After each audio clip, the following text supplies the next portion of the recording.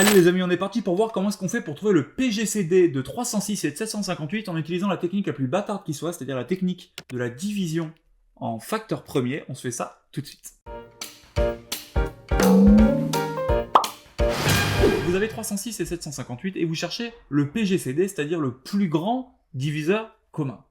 Et les gars, si vous cherchez le plus grand diviseur commun, la première étape, ça va être de trouver tous les diviseurs. Donc on va prendre 306 et 758 et on va les décomposer en facteurs premiers parce que c'est la seule manière de marquer de manière unique une division d'un nombre et tous les multiples d'un nombre. Donc 306, je commence, je fais une belle ligne verticale, loupé, je fais une belle ligne verticale, yes. Je commence par les diviser par tous les nombres premiers, donc 2, puis 2, puis 2, quand je peux plus 3, puis 3, puis 3, puis 5, puis 5, puis 7, et ainsi de suite, et ainsi de suite. 306 divisé par 2. Vous me corrigez si je me trompe, hein. Vous pourrez pas me corriger, c'est pas en live, mais tant pis, je me corrigerai tout seul. 306 divisé par 2, ça fait 153. 153, je peux le diviser par 3, et ça me fait 51. Maintenant, question, est-ce que je peux diviser 51 par 3 ? Eh bien, figurez-vous que sans trucage, je peux vous affirmer que 3 fois 17, 51. Donc, c'est encore divisé par 3. J'ai 17, qui est un nombre premier. 17, il est divisible que par 17, et ça me fait 1. Du coup, la liste des diviseurs de 306, c'est 2 fois 3, il y est une fois, deux fois au carré, fois 17. Et je recommence exactement la même chose avec 758. Petit trait bien droit, 758, allez c'est parti, je le divise par 2, ça me fait 360... 758 divisé par 2, bon 350 pour le 700, 25 donc 375, 379, 379. Est-ce que 379 je peux le diviser par 2 ? Non, clairement pas. Donc est-ce que 379 je peux le diviser par 3 ?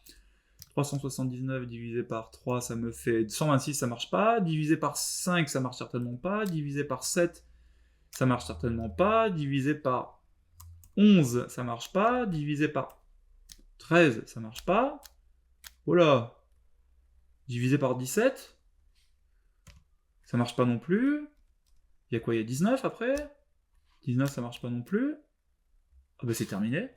Et oui, les amis, 379 est un nombre premier. Du coup, les diviseurs de 379, c'est juste 2 et 379. Très bien. Du coup, la liste des diviseurs de 306, c'est 2, 3 au carré et 17. Et la liste des diviseurs de 758, c'est 2 et 379. Dans ce cas-là, le résultat, il est très simple. Le seul point commun qu'on a entre les deux, c'est 2. Du coup, le plus grand diviseur commun, c'est aussi le seul diviseur commun qui est 2. Maintenant, imaginons qu'à la fin de votre division, vous ayez un truc comme ça. 2 au carré, fois 3 au cube, fois 5, fois 7 au carré, et que là, vous ayez 2 fois 3 au cube, fois 5 au cube. La règle, c'est, premièrement, vous prenez tous les chiffres que vous avez en commun. Donc 2, 3, c'est bon, et 5. Donc, notre PGCD, ça va être le produit de ces nombres-là. 2 fois 3 fois 5.